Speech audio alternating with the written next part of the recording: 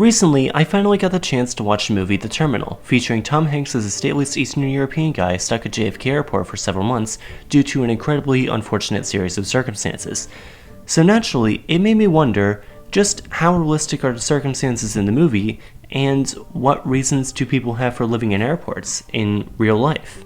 And how often does it happen? Now, I could just review the movie and talk about what they got right and what they got wrong, but I think I'd rather go down a slightly different route. Mostly because I'm paranoid about copyright stuff. I mean, my How to Train Your Dragon video didn't exactly go scot-free. However, I will give you a little bit of a spoiler-free synopsis just so we know what we're talking about here. A man by the name of Viktor Navorsky flies to New York JFK Airport directly from his fictional home country of Krakozhia. Honestly though, direct flight, how the hell did you manage that? I can never do that. I had a layover in Seattle when I went down to VidCon this year. However, news breaks out that a successful coup attempt has taken place while he was in the air, and now the US does not recognize Krakozian passports. And just to make things worse, Krakozhia has also closed their borders, leaving Navorsky hopelessly trapped in the international terminal until something can be done. So first things first, has this happened in real life? Sadly, this actually does happen quite a bit. Wikipedia has a whole page dedicated to people who have lived in airports. And with most of them, the root of their problem usually has something to do with visas and/or passports being either expired or revoked. But they can also involve something called statelessness. Statelessness basically means that, actually this is a pretty easy word to understand, the person has no citizenship of any country. Done. This of course can have dire consequences for the 10 million people currently stuck without a country. So of course, as you almost certainly know from my Know Your Visa video, many countries have different visa requirements for people of different nationalities. For example, to enter the United States, there were basically 3 categories. Completely visa-free, which is basically Canada, Palau, Micronesia, and the Marshall Islands. If you know why those last 3 are on the list, you are a super nerd and deserve a high five from me. Then there are the visa waiver countries, like the UK, Germany, Australia, Chile, Brunei for some reason, etc. And of course, there's everywhere else whose citizens need a visa prior to travel, from either their local US embassy or their US consulate. However, to be on the visa-free or visa waiver list, you need a nationality, and to get a visa, you need a passport, but to have a passport, you still need a nationality. So if you have no nationality, doing some quick math shows us that A equals B equals C, therefore A equals C, therefore stateless persons aren't entering any countries very easily. The best example of this is probably one of the best known individuals who has lived in an airport, Mehran Karimi Nasseri, a former Iranian citizen who lost his citizenship and was exiled from Iran in 1977 as he went to seek refuge in the UK but ended up stuck in Paris Charles de Gaulle Airport from 1988 to 2006 when he was hospitalized for a quote unspecified ailment. He wrote a book about his experiences which actually inspired The Terminal, though it is perhaps important to remember that he wasn't actually stuck in the international zone. And he was actually offered asylum in Belgium, but I mean, it is Belgium, so. Now for those of you who don't watch Wendover Productions and or have never traveled internationally before, here's how exactly international layovers work. Let's say you want to fly from London to Sydney, where airlines will generally route you for another destination, due to the distance. Let's say Dubai.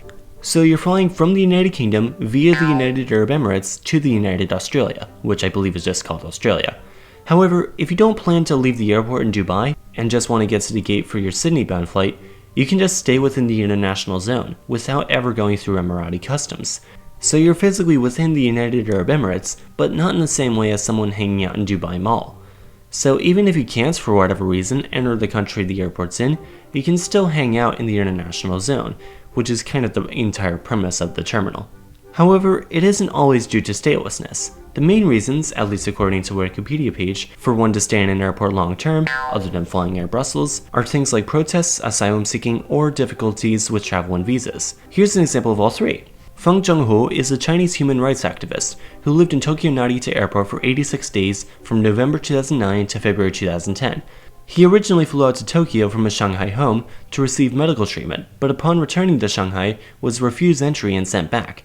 As a sign of protest, he began living in Narita Airport, more or less intentionally, documenting this stay on Twitter and his blog. He later re-entered Japan and got to return to China, but unfortunately he has now been put under house arrest in his apartment. But at least an apartment's actually more meant for living in than an airport terminal, so I guess he has that. Zahra Kamalfar is an Iranian refugee now living in Canada, who lived from 2006 to 2007 in Moscow's Sheremetyevo Airport along with her 2 kids after fleeing persecution in Iran and the execution of her husband. She flew with fake documents to try to get to Canada, but had to fly through Moscow and then through Germany, They made it back through Russia, but the falsehood of the documents was noticed in Germany, and they were deported back to Moscow, and Russian officials also originally wanted to deport them back to Iran, but then didn't. Thankfully, they were eventually granted asylum by the Canadian government. I say thankfully because living in that situation is an absolute nightmare. Hassan al-Kontar is a Syrian currently still stuck in Kuala Lumpur International Airport. He originally moved to the UAE to do work, but overstayed so long that his passport expired. He was deported to Malaysia as he did not want to return home since he hadn't done his mandatory military service in Syria. He saved the money to go to Ecuador, but he was turned down by Turkish Airlines staff for no apparent reason. He then tried to go to Cambodia after overstaying his Malaysian visa, but he was turned back, and now lives in the international terminal. The Malaysian government was considering giving him refugee status, but as Malaysia has not signed a 1951 convention relating to the status of refugees, such a permit would not have allowed him to work in the country. International flights can be a tricky business, and hopping borders isn't always the easiest thing to do for a lot of people. Unfortunately, if you end up falling through the cracks of the system, unable to get into the country, but also unable to be deported, spending your time in the international zone of an airport could end up your only option. Oh, and as for the movie, well, Catherine Zeta-Jones can't exactly be there for everyone. Thank you as always for watching this video, and if you enjoyed it, please be sure to give it a like, share it, and subscribe to learn something new every Sunday.